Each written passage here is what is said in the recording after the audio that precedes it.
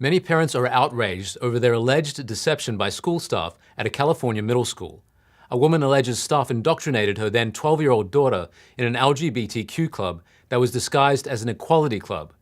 She spoke about this at the Spreckles Union School District School Board on December 16th. You took away my ability to parent my child, even before I had any knowledge. Meanwhile, New York has a bill in the works that would give the state authority over parents to vaccinate their children. S3041 would apply to children 14 years and older. These developments are on opposite sides of the country, but perhaps not unrelated. Lee Smith joins me to discuss what they may reveal about shifting roles and powers of the state in our children's lives. You can click on the link in the chat or the comments to subscribe to my newsletter. Lee, always a pleasure to have you on the show. Great to see you, Brendan. Thank you for having me on. We have this bill that's being proposed by the New York State Legislature, which will, in effect, give the state the right to vaccinate a child that's 14 years or older. I'm sure there's parents out there who would say that there's a risk to children getting COVID and getting seriously ill with it. From what I understand, that risk isn't particularly high, but there's a risk there. It's understandable they'd want to do everything possible to mitigate that risk, and if they see other parents who they think aren't cooperating with that, then is it fair that they'd say the state should step in? No, I don't think it's fair at all. And I from my understanding, and I think the data is pretty well established that this coronavirus poses virtually no threat to children. So that's probably the first question. Why are they keen to vaccinate young people? In fact, people in their 20s are at virtually no threat from this coronavirus either. So why are they going after children? And now the idea that they're going to vaccinate, that there's this proposed law to vaccinate children over the age 14, regardless of parental consent. No, I think this is a terrible step for our society to be taking. And unfortunately, New York State is leading the way in many bad ways. And Lee, on the other side of the country, there's been this situation where this child was recruited into an LGBTQ club without her parents' knowledge or parents' consent. Do you see that there's a common factor in these two issues? Yeah, I mean, they're handling school children, teachers, public school teachers. They're going around parents. And of course, their parents, the family, is the essential building block of all societies, right? And the idea of trying to run an end around this and have teachers have school unions with their own peculiar political and socioeconomic interest, making an end around parents is an extraordinarily dangerous thing. And we see this happening all the time in authoritarian regimes. We've seen it in communist regimes. We've seen it in fascist regimes. So the idea that they're doing the same thing here, making an end around parents and going directly at children, it's extraordinarily worrisome. Between children and parents, this is it's a sacred line of communication. In general, it's the parents that have the child's best interest at heart. I think that's generally the case. If someone from outside is usurping that line of communication, I think it broadens the scope for someone who doesn't have the child's best interest at heart to intervene and be getting messaging into that child that may not be in the child's best interest. We're talking about teachers using their position, using their prestige as teachers, using the time that they have when the children are away from the parents to teach the children something that is quite likely at odds with what the parents are teaching their own children. This is very destructive and as I say, very worrisome. What is the point of this? The point of the public educational system is to have all Americans pointing in the same direction. Right? By which I mean communities, societies, these are all pointing in the same direction. What do they teach? They teach things from anything from respect for parents, respect for authorities, love of country. And we see that this is not going on in lots of the schools right now around the country. I mean, to start at the very top, love of country. I mean, children are now being indoctrinated in different ideas that the country is sinful from the beginning. It was born in sin. This is usually destructive for society when the children are being taught that their country is terrible. right? That their country is unsalvageable, that it's born in sin. What does that do? How do you build societies around that? How do you build countries around that? So in microcosm, if teachers are teaching children that what their parents say is nonsense, you should really be listening to us, teachers as the authority. This is very destructive, not only of the child-parent relationship, but of communities and of the country as a whole. Because we're not really talking here about whether one particular sexual identity is valid or not. We're not talking about whether it's right for children to be vaccinated or not. We're more looking at the issue of whether a state should be overriding the parental responsibility, right? I don't see this as a political, I don't see it as a left or right thing. I don't see it as pertaining to the various subject matter, as you said, whether it's vaccine or LGBTQ. You put it so well. It's really about the sacred right of parents and the sacred relationship between parents and their children. The idea that people want to undercut that tells us that things are going in the wrong direction. And in talking about the motives that are at play here, one thing that stood out to me in this story with this child at Salinas, this girl who the experience started for her when she was in 6th grade, the mother described when she was first brought in and the teachers talked to her about her child being gender fluid, how she was just made to feel very, very inadequate and guilty almost because she wasn't using the correct pronouns for her child. She wasn't calling her child by the new name that had been designated for this child. You downgraded me in front of my child and allowed me to question myself as a mother. You sat there and told me how my child was going to be. And then you wrapped your hands around her while I sat across the table and cried. Because you thought you could be there better than I, and I never got a chance. She was scared to even say anything. Your guys' voice were heard, not hers. I think watching this gives you a sense of how demoralizing this has all been for this mother. Absolutely. I mean, because again, what it shows is there's a secret relationship here between the educators, between the teachers and the child.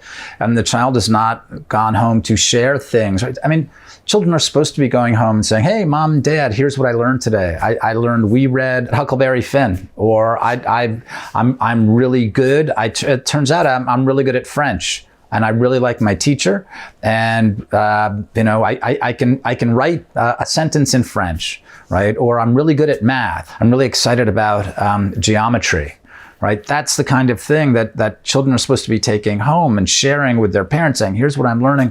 What do you know about this? And parents are supposed to encourage that. But the idea that children are being sent home concealing things from their parents, and they're told to conceal things from their parents. So the idea that at the end of this process, it's unveiled to the mother as a fait accompli. There's nothing you can do about it. Your child is gender fluid. We've defined your child as gender fluid, and parents are certainly right to say, what is going on at this school?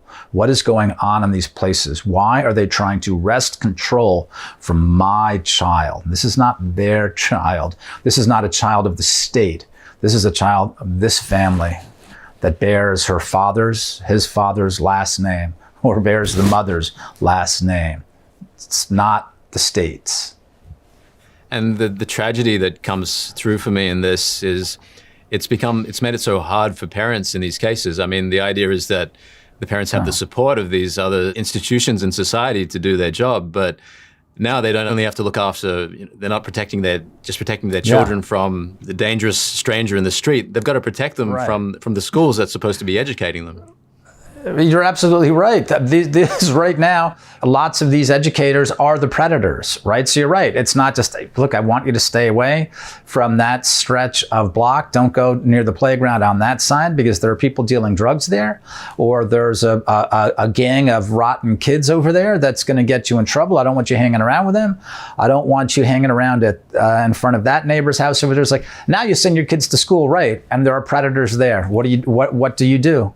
That's why parents are fighting this so hard, that we don't want to send our children into the lair of predators. And these are people who are being paid to prey, in many cases, on children and not teaching what they're supposed to be teaching. I think it's important to keep that in mind.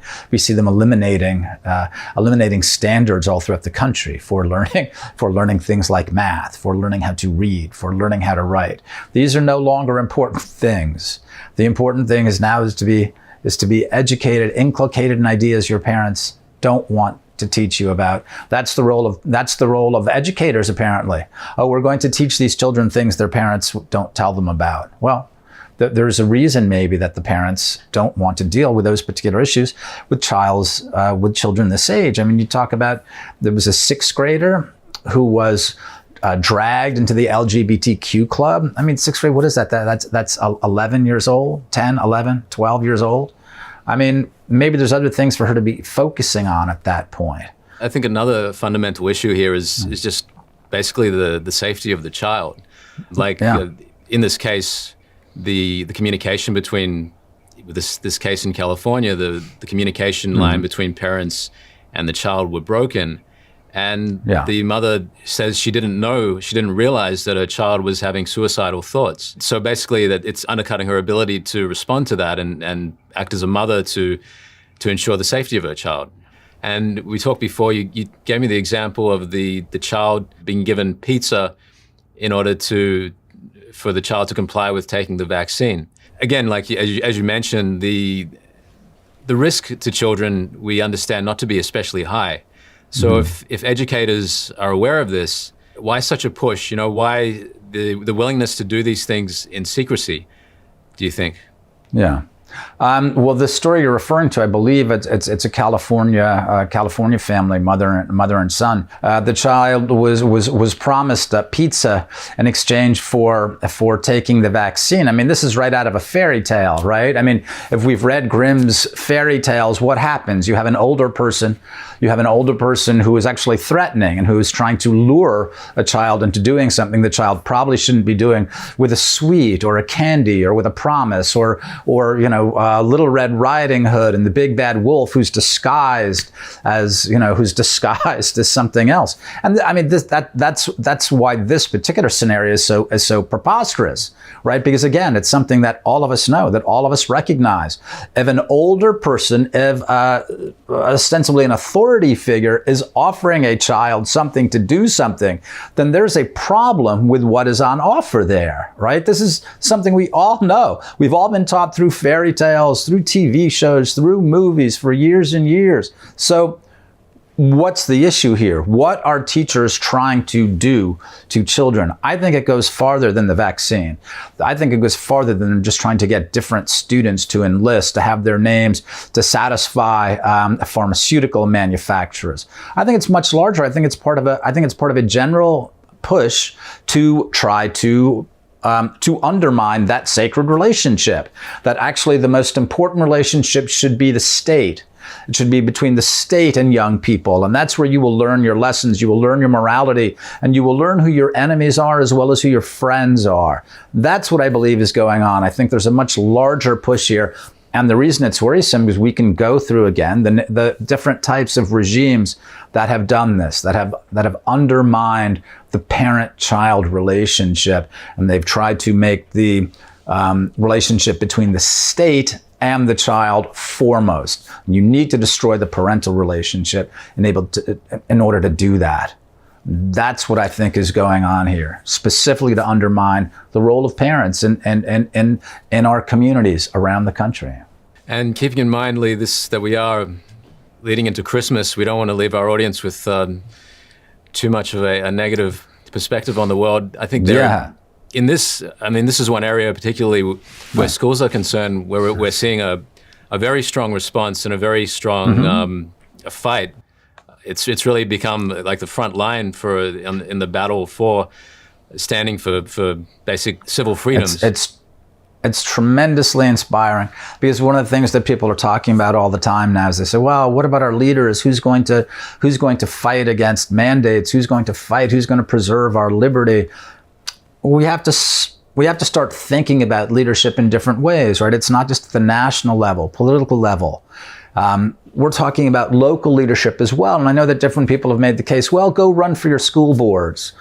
go run for, for community, for local office, municipal office, for county supervisor. And that's great advice, and that should all happen.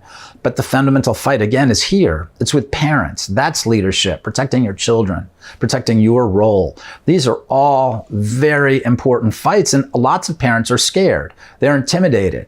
But there are others who are getting up and they're leading this fight. They're saying, you're not going to do this to our children. You're not going to do it to our schools. You're not going to do it to our communities. So yeah, I mean, it's not just reason for optimism. I mean, you see, this is the heart of our country.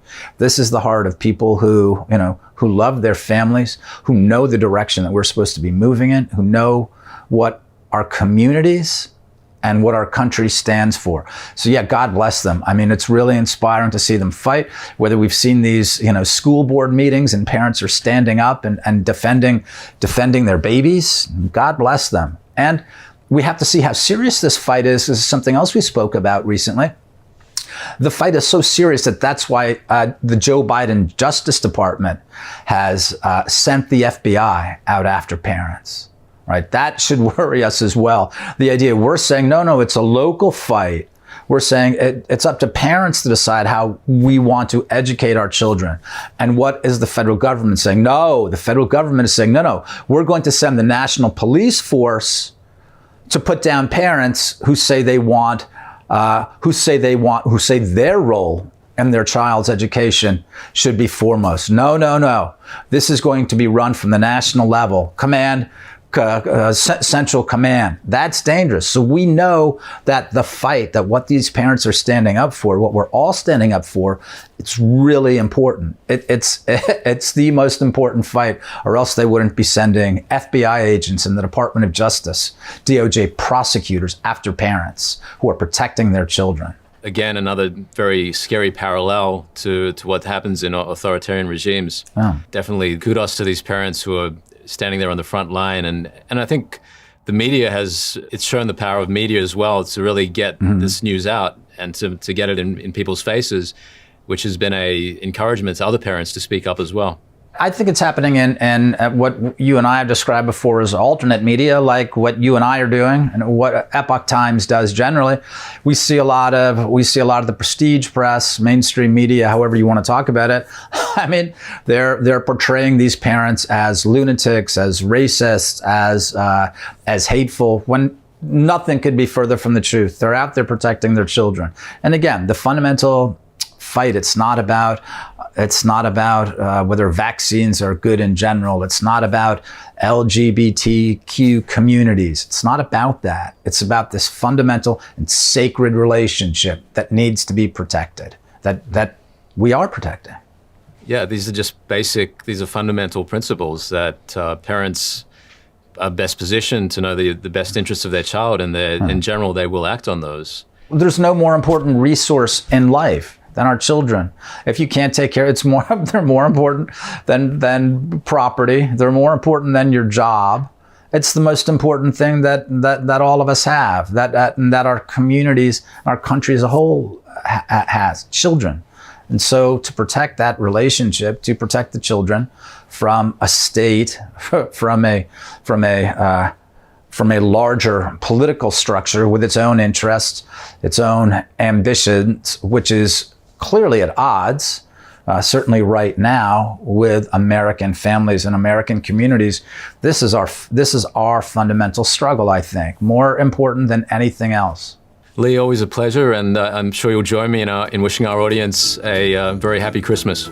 Indeed. A Merry Christmas, Brennan, to you. I hope you and your family have a wonderful Christmas, and to all of our viewing audience, have a great Christmas, and we'll both look forward to seeing you next week.